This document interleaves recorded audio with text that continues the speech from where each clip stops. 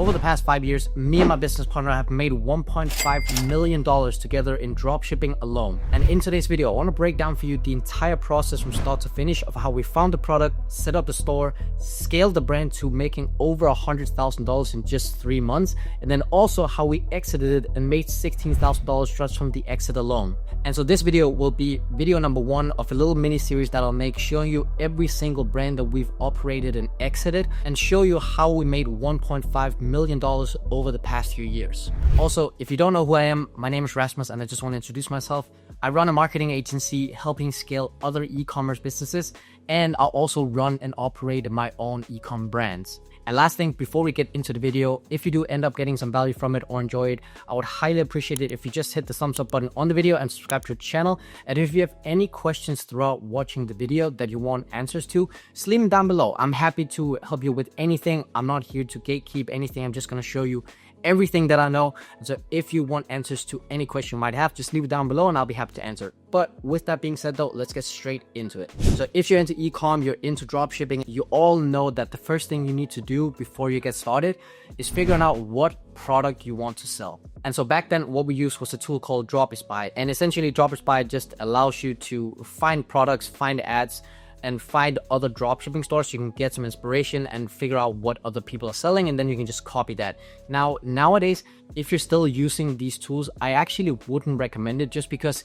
everyone is using them and it's so easily accessible. And so all these products that you end up seeing on these platforms are already gone. Like, they're already saturated, everyone has been selling them, or they're dead already. And so nowadays what we use is the Facebook ad library, and we have a very specific structure when it comes to finding products. But I'll leave that for a separate video where I'll show you the entire process from A to Z and break down exactly how we find winning products here in 2025. So once you found the product that you want to sell and you think this is potential, next thing is you just need to create the brand, right? And it's in dropshipping, that's very simple. A logo, you need to figure out what font you're using and what colors. And so what I did back then is I just headed to Canva. That's actually still what I do to this day. Obviously my Canva skills has kind of improved from back in 2019, 2020. And I'll show it to you here on screen right now. And as you can see, it's pretty atrocious. It's very basic, but I was just getting started. I didn't have any design skills back then. I didn't know anything about anything really. And I was just getting started in e-commerce. But let's just talk product real quick. And I'll put a picture on the screen right now showing you the product. And essentially what it was a mini hair curler. And so this hair curler essentially was just for women, and they were able to carry it in their purse, so it's very small. And then they would be able to do these sort of small touch-up or small glow-ups while they were at an event or a party or whenever they just needed to get their hair done, right? And so what I want to do now is I want to break down for you exactly why this was a winning product. And I'll show you the 3 things that I look for when it comes to winning product to determine if this is a viable thing to sell or not. And so there's really 3 parameters that I look at. The first thing I look at is just if it has any sort of wow factor. And what I mean by that is just if it leaves an impression on people. And so for women, this product definitely does. Like, no woman is really used to seeing a mini hair iron and just pulling out of someone's bag. That's definitely not a thing. I've never seen it. I don't know any woman in my life that's ever seen that before. And so it definitely leaves an impression on people. All we're trying to determine here is if it would catch their attention while we're running some sort of ad. The second thing I look for is if it's an untapped problem. And this kind of goes into 2 different ways. First off, I want to know if it's a need. And so this definitely solves a need because all women either iron or they curl their hair before they go out, at least to big events.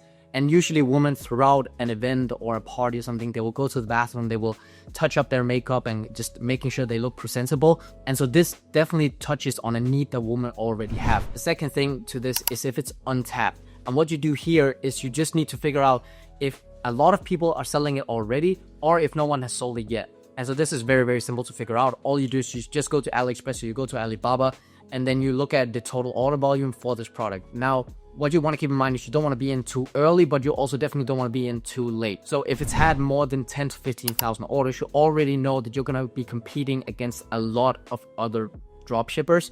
But also if it's had less than, let's say 2,000 orders, for example, it may be too early to determine if it's a winner already. And so all you're trying to do really is just get in on the wave early when other people have spent their money trying to validate if this is a winning product. But you also definitely don't want to be in too late, because then you're just going to be competing against thousands of other competitors and you're not looking to do that.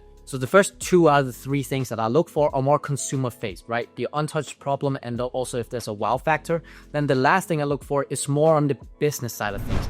I want to make sure that it has great margins. So the margins for this product was around 70 to 75%. And so the product cost me $6 to buy if I just bought one. If I bought 2, it would only cost me $5. So I would get a little bit of a discount. But to the consumer, I would sell it for $19.99, call it $20, right? So if I just sell 1, I make $14 for a $20 sale, that's 70% margin. If I sell 2, I make $40 and I pay my supplier $10, so that's 75% margin. And so I set up a bundle deal so people get a little bit of a discount if they bought more than 1 unit, so I would also get more profit per order. But if you don't know what a good margin is right now, my general recommendation for you is just to keep your margins above 60%. Anything lower than that, usually from my experience, both running my own brands, but also working with other brands, is that it's going to be way too much of a headache when you actually start to scale. Because if you have 40% margin, you need to get your money back 2.5 times just to break even. That's way too much. If you have 70% margin, you need to get your money back like 1.4 times, I think 1.5 times. And so that makes it much easier for you. So if you ever encounter any sort of product and you think it has a wow factor and you think it has an untapped problem, but the margins are like horrendous, just move on to the next one. Don't get attached to each product that you find. You'll find the next winner, I promise. So now I had the product, I had the logo too, I had created the brand, essentially the brand identity. So now it's really just time for me to set up the store so I can start running ads. And so back then, the main theme that people used for dropshipping was a theme called Dawn. And so because everyone else was using that too, and that was sort of what was popping back in the day, that's what I did to create my product page. And Dawn essentially just allowed me to have a very clean, very simple, very sophisticated design. Wasn't too crazy anything, but it looked nice and it looked polished. But obviously the landscape has changed quite a bit since then. So nowadays you don't want to use Dawn. You're not going to get really any success with it. You're just going to make it harder for yourself. The theme people are using today and what you want to use is called Shrine. And so you want to use the Shrine Pro theme. It's a license. Just Google it, Shrine Pro theme Shopify, and it will pop up. It's like $400, I think, for one license, but it's definitely well worth it. Because if you find one winning product, the difference between you having a bad and a good theme can literally be tens of thousands or hundreds of thousands of dollars. And so those $400 is well given out. Just buy 1 or 2 licenses and then you're good to go. The main differences between Dawn and Shrine is that Shrine offers you a lot more features, a lot more customization, and it's just made for dropshipping and it's made for e-commerce in 2025. So great, now we have the store, we have the product, and we have the brand. Now it's literally just time to press go on the ads and start to try to make some money. And so what I did is actually kind of the same strategy that I use today. So what it is, I launched with 1 CBO campaign. In that CBO campaign, I had 5 different ad sets, and the entire budget was just set to $5 a day. And they were all split in by different interests. And essentially from when I launched the ads, the results came honestly quite quickly, which is what you're looking for in dropshipping. You want to find a winning product, and if it's a winning product, you should get success pretty quickly. And so by day 3 already, I was already sitting at a 5x return on ad spend. And so literally within 72 hours, I had already found a winning product and I knew it was a winning product. So after I hit that 5x ROAS, I was like, okay, now it's just time to scale. Like, let's see how much we can milk this puppy for, right? Now, obviously, scaling usually reduces ROAS, especially if you scale very aggressively. But for me, it really didn't matter because before I started scaling, so when I just launched it, my 5x return on ad spend meant that I had a $5 cost per acquisition. So I paid literally $5 to get a customer. And so once I started scaling, obviously the CPA, my cost per acquisition, started increasing quite rapidly, but the average numbers looks like this. And I'm just gonna read from the screen here because I wrote them down. So my average cost per purchase increased from $5 to $9. My AOV, because I set up the bundle deal, right? Instead of being 20, it was $24. And then my gross margin on average was 60%. Now, me having a 60% gross margin on average across the 24 AOV means that after product cost, I'm left with $14.50 in gross profit. It's just after product cost. And then you take out the additional $9 that I paid to Meta on average for acquiring customer. That means that I'm left with $5 for every single order I had in net profit. So divide out 24 by 5, and that means that my net profit margin was 20%, meaning for every $100 I spent, I gave to Meta, I would get $20 back in pure profit additionally in my bank account. So I would get $120 back And so with a 20% net margin at scale, when you're scaling rapidly, that's very, very healthy. And so what I managed to do is in the next 3 months, where I tried to just scale it really, really hard while still maintaining profitability, meant that I made in revenue $103,000, and net profit, I made just a little bit over $20,000. But here's the kicker, and this is what no one is talking about when it comes to dropshipping online, okay?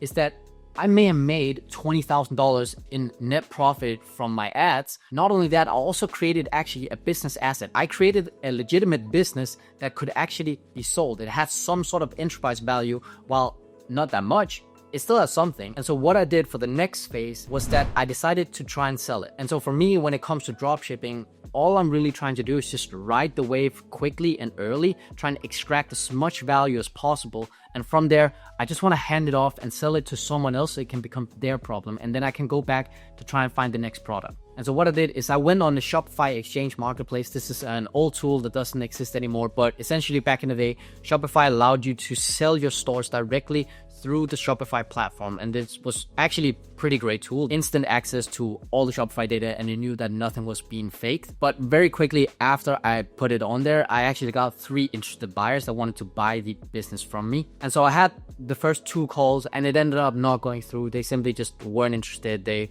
kind of saw it for what it is, dropshipping. It would probably be hard for them to grow it into something like a real business from there. But the third buyer was actually very interested. And so we ended up coming to a mutual agreement that he would buy Hair Mini from me for $16,000. And also part of the deal was that me and my business partner would fly out to him in Michigan for 45 days to teach him exactly how to run and operate the brand, so he knew exactly what he was doing. So not only did we make $16K, we also got an all-paid vacation for 45 days in Michigan, just showing some guy how to run the brand that we created from scratch. And just a quick note on the Shopify Exchange Marketplace, if you are looking to exit your brand, 2 other great platforms you can use is either called Flippa, that's the one we primarily use nowadays, or you can use the one called Empire Flippers too. It's basically the same thing. You just list it on there. There's a lot of great people on these platforms that are actually looking to actively buy these dropshipping brands and then just extract some more value from them and then, I don't know, sell them off to someone else later down the line.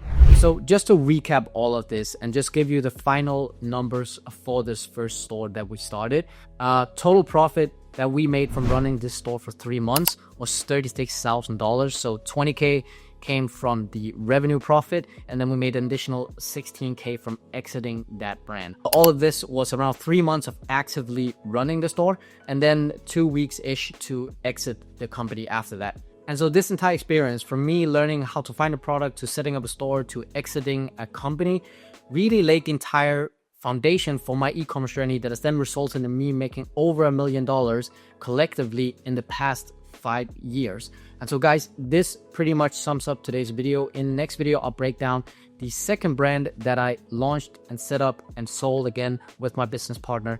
I hope you got some value from this. If you have any questions, just leave them down below. And if you got some value from this video, I would just highly appreciate it if you hit the thumbs up button and subscribe to the channel. But with that being said though, I'll see you in the next one. Take care. Bye.